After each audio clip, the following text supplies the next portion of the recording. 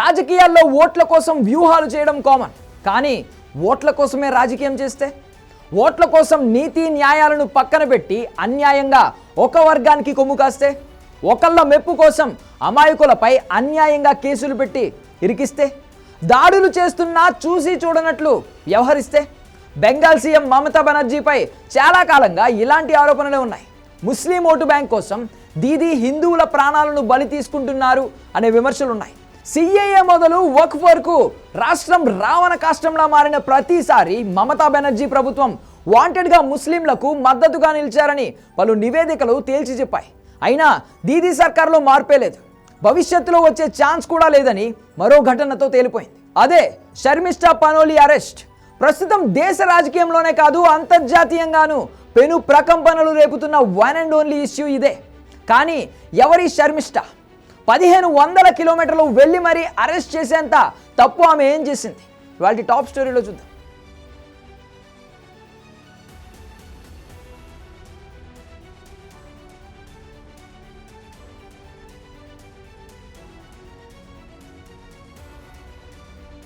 శర్మిష్ఠా పనోలి మమతా బెనర్జీ సర్కార్ చర్యలతో ప్రపంచవ్యాప్తంగా రీసౌండ్ ఇస్తున్న వన్ అండ్ ఓన్లీ నేమ్ ఇదే.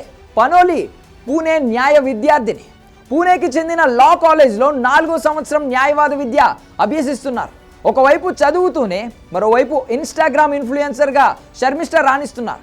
ఆపరేషన్ సింధూర్ పై ఒక పాకిస్తానీ యూజర్ శర్మిష్ఠాపై పలు ప్రశ్నలు సంధించాడు. ఈ ప్రశ్నలపై శర్మిష్ఠా ఆగ్రహం వ్యక్తం చేస్తూ ఒక వీడియోను సోషల్ మీడియాలో పోస్ట్ చేశారు.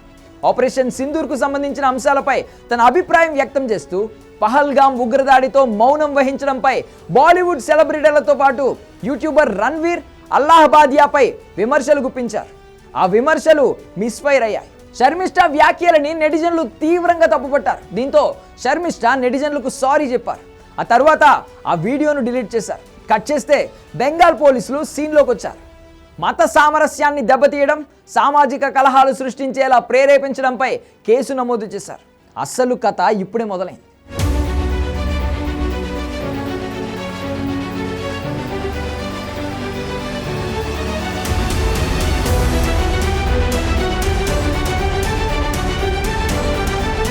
శర్మిష్ఠా సారీ చెప్పడంతోనే వివాదం ముగిసిపోవాలి. కానీ బెంగాల్ పోలీసులు మాత్రం ఈ వ్యవహారాన్ని భూతద్దంలో చూశారు. ఎవరో కోల్కతా పోలీసులకు ఫిర్యాదు చేస్తే అన్ని కేసులు పక్కన పెట్టేసి ఉన్న పలంగా శర్మిష్ఠను అరెస్ట్ చేయాలి అనుకున్నారు. ఎక్కడో గుర్గావ్లో ఉన్న శర్మిష్ఠను 1500 కిలోమీటర్లు ప్రయాణించి వెళ్ళి అరెస్ట్ చేశారు. మొత్తం ఎపిసోడ్లో అసలు బెంగాల్ పోలీసులకు ఏం సంబంధం? ఆమె చదివేది బెంగాల్ కాదు, ఆమె ఉండేది బెంగాల్ కాదు. పైగా ఆమె పోస్ట్లో నిందించిన వాళ్లకు బెంగాల్తో ఏ సంబంధము లేదు. దేశభక్తిని చూపడమే అసలు నేరం అన్నట్లుగా అరెస్ట్ చేసేశారు. శర్మిష్ఠను అలీపూర్ కోర్టులో హాజరుపరిచారు. విచారణ చేపట్టిన కోర్టు ఆమెకు బెయిల్ నిరాకరించింది. జూన్ 13 వరకు జ్యుడిషియల్ కస్టడీలోకి పంపింది. ఇక్కడే కథ మరో మలుపు తిరిగింది.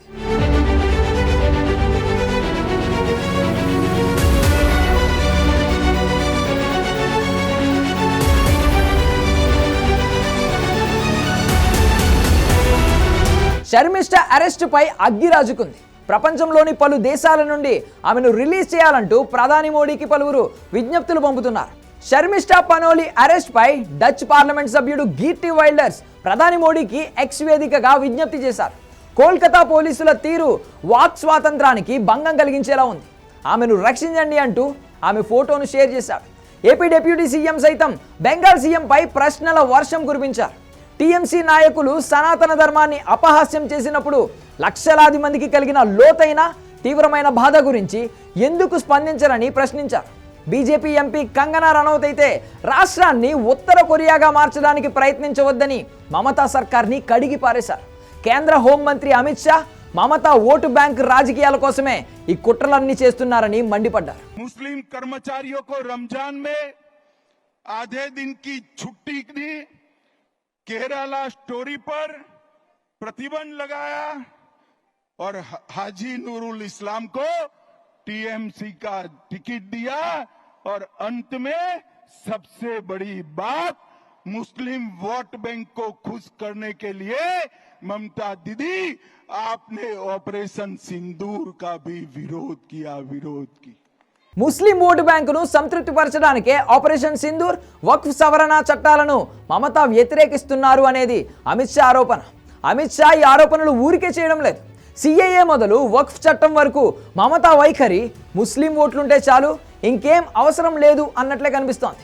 బెంగాల్లో సుమారు 30% మైనారిటీ ఓట్లే గెలుపు ఓటములను డిసైడ్ చేస్తాయి. ఒకప్పుడు అదంతా కాంగ్రెస్ ఓటు బ్యాంక్. ఆ పార్టీ నుండి దీది బయటకు వచ్చి ఆ ఓటు బ్యాంకును తన వెంట తీసుకెళ్ళింది.